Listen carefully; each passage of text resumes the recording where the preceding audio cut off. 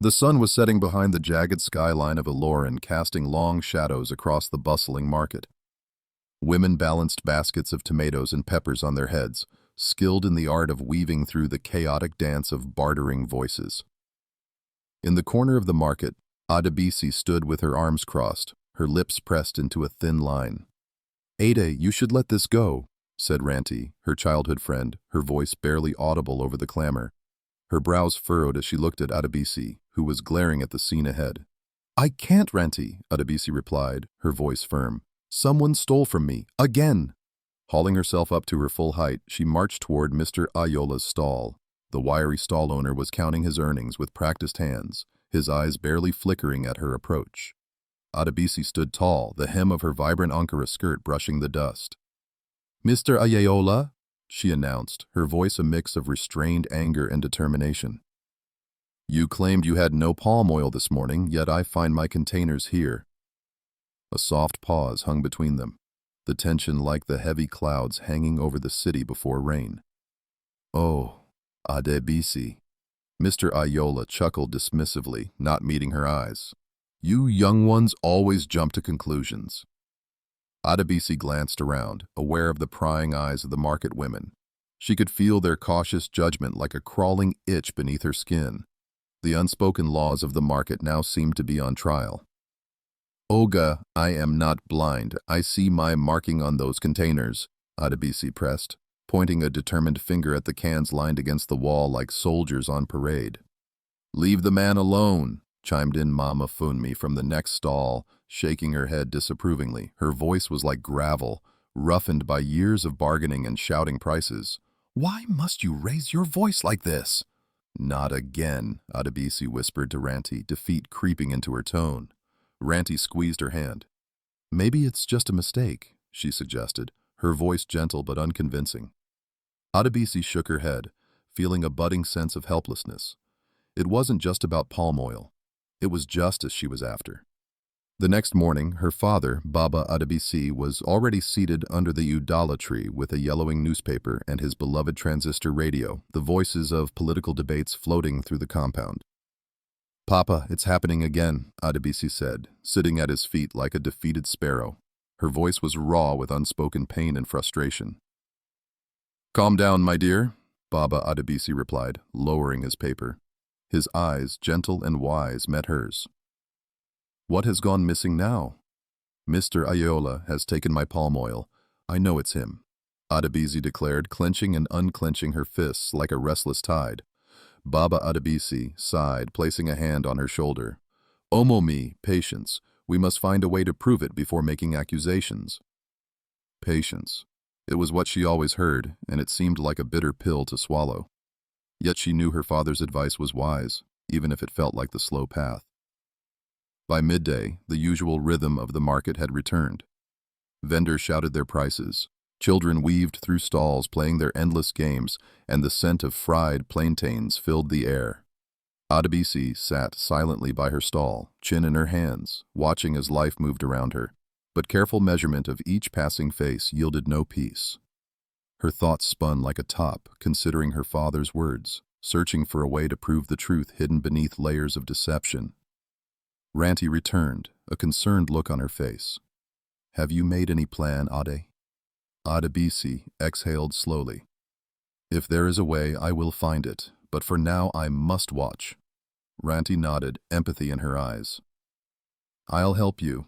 We can ask Uncle Bola. He has a camera in his shop," she suggested, an idea striking like a ray of hope penetrating a cloudy sky. The two friends found themselves in Uncle Bola's cramped electronics shop, enveloped in the tang of solder and faint whir of fans.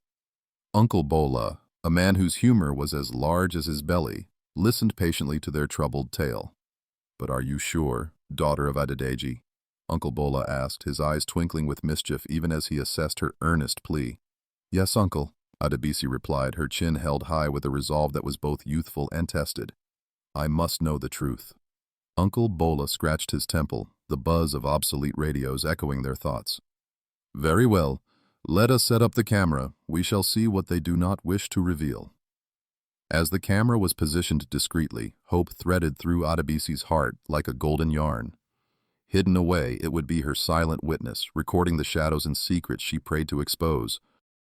The market was a living organism, undulating with energy as secrets traded places among saucier tales. It was under this guise that Adebisi and Ranti waited through the next few days, their nerves wound tighter than the snakes the soothsayer danced with on Fridays.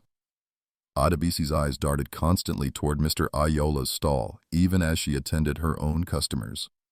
The moment approached with the slow, inevitable march of time, every glance heightened by anticipation. Then, on the third day, it happened. Mr. Ayola, seemingly unsuspecting, moved with routine efficiency. He pulled down the faded awning, his movements like clockwork, until a sly, predatory shift flickered over his features. He glanced around, believing himself unobserved, as he reached down to lift one of the mysteriously constant containers from its tucked-away spot. Ranti gasped softly beside Adebisi. "You weren't overreacting," she murmured, eyes wide with the bright glow of revelation. Back at Uncle Bola's shop, the camera feed played on his old television screen, the grainy film unspooling like a revelation from fate itself. The proof of betrayal lay there, bare and unforgiving, confirming Adebisi's instincts with every frame. Adebisi felt the enormity of the evidence wash over her like a tide, carrying whispers of pain and relief in its folds. Uncle Bola shook his head, arms crossed over his chest. "Ah, people can be so deceitful," he muttered, clicking his tongue in disapproval. The sight left a bitter taste on Adebisi's tongue, but within it lay the small seed of vindication. It was her beacon, guiding her next steps in seeking justice against not just a petty crime, but the ties of silent society spun around truth. "And now?" Ranti asked, her words threading through the air heavy with consequence. "Now we must decide," Adebisi replied resolutely, the pulse of courage thrumming steady in her veins. Adebisi's heart thundered like the drums of a rain dance as she and Ranti walked back into the market. The revelation from Uncle Bola's recording played over and over in her mind, hammering at her resolve. The proof was irrefutable, and there was no turning back now. With Ranti beside her, she marched toward Mr. Ayola's stall. He was busy, arranging his wares with an air of nonchalance seasoned by years of pretending. "Mr. Ayola," Adebisi called out, the edge in her voice undeniable. Conversations around them hushed, a collective breath held in anticipation. Mr. Ayola turned, a practiced smile plastered on his face, but Adebisi's fiery glare stopped him short. "I know the truth," she continued, holding up the camera, her voice a clarion call of justice. "You stole from me, and I have proof." A murmur rippled through the onlookers. He faltered, surprise breaking his facade. "What proof? You think I—" "No, I don't think. I know. We saw what you did," Ranti interjected, her voice clear as the Harmattan breeze. The weight of their words hung in the air, and Mr. Ayola's mask slipped, revealing a sliver of panic, but the crowd's murmur grew louder, and doubt began to coil like a snake within him. "Enough of this!" Mama Funmi shouted, stepping forward. Her gaze flicked between Adebisi and Ayola. "Either show us your proof, or let this matter rest." Adebisi nodded and, with trembling hands, passed the camera to Uncle Bola, who had accompanied them back. The footage played once more on the small device, the black and white images speaking louder than words. The crowd that had gathered leaned in, eyes glued to the screen. A collective gasp erupted when Mr. Ayola's actions were laid bare, the evidence of his deceit flashing before their very eyes. Adesewa, a young mother who often bought from Adebisi, glared at Ayola. "And to think I trusted you with my goods." The crowd, once hesitant and unsure, now turned restless, whispers of disappointment and betrayal swelling like an angry sea. Mr. Ayola's face fell, shame painting his features. He looked smaller, diminished by the weight of his own dishonor. The news spread like wildfire through the market. Adebisi felt a strange mix of satisfaction and hollowness at the center of it all. She had won, yet the victory left a bitter aftertaste. "What will you do now?" Ranti asked, concern creasing her brow. Adebisi sighed, eyes sweeping over the market that had been her life. "I thought this would bring satisfaction, but it feels empty." "Maybe we should involve the police?" Uncle Bola suggested. Adebisi hesitated. She had been driven by a need for justice, but now, with Ayola's fall from grace, empathy whispered within her. Mercy seemed to call from a forgotten chamber of her heart, though justice still clamored for attention. Think carefully, Adebisi. Baba Adebisi's voice echoed in her mind, his call to patience that now seemed more like a compass than a chain. That evening, under the same udala tree where her father sat each morning, Adebisi and Ranti met with Baba Adebisi. "You did well, Adebisi. You showed courage," he began, his voice gentle as it cradled the truth. "But I'm not sure what to do now, Papa," Adebisi confessed, tears of frustration gathering in her eyes. Baba Adebisi listened, then spoke, softly reciting a scripture he had oft repeated. "Let justice roll down like waters, and righteousness like an ever-flowing stream." Adebisi looked up, her father's words unlocking something deep within. She had sought justice, but the righteousness of forgiving, a fruit of the spirit her father often spoke of, lay outside her grasp, and yet she yearned for it. It was then that the words of her late mother echoed in her heart. "Forgiveness is the fragrance that the violet sheds on the heel that has crushed it." The morning sun rose, gilding the market in golden light. The energy was different, charged with the memory of yesterday's revelation, yet softened by the possibilities today held. Adebisi approached Mr. Ayala with Ranti and Uncle Bola by her side, her resolve tempered by something anew. "Mr. Ayala," she said, "I think we have spoken enough with words. Now it's time for actions."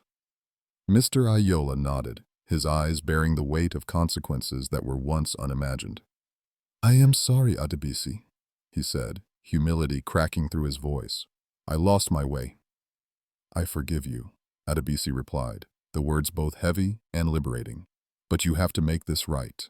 Promise me you'll find a way to restore what you've taken, and that this won't happen again." He agreed, with solemnity and his own measure of grace. As Adebisi walked away, the pain lingered, as did the sturdy embrace of hope. The future was uncertain, but as the Yoruba say, "Alanu ni Ilorin." God, indeed, is merciful. Assured by this truth, she looked ahead, stepping forward into a new day, upheld by an unseen hand, her heart lightened by the quiet whisper of redemption. Thank you so much for listening to this intriguing story. I hope it touched you or taught you something. For more stories like this, don't forget to like, share, and subscribe to the page. And guys, if you'd like to see a part 2, or you have thoughts on what happened, let me know in the comments below. I'd love to hear from you. See you in the next story.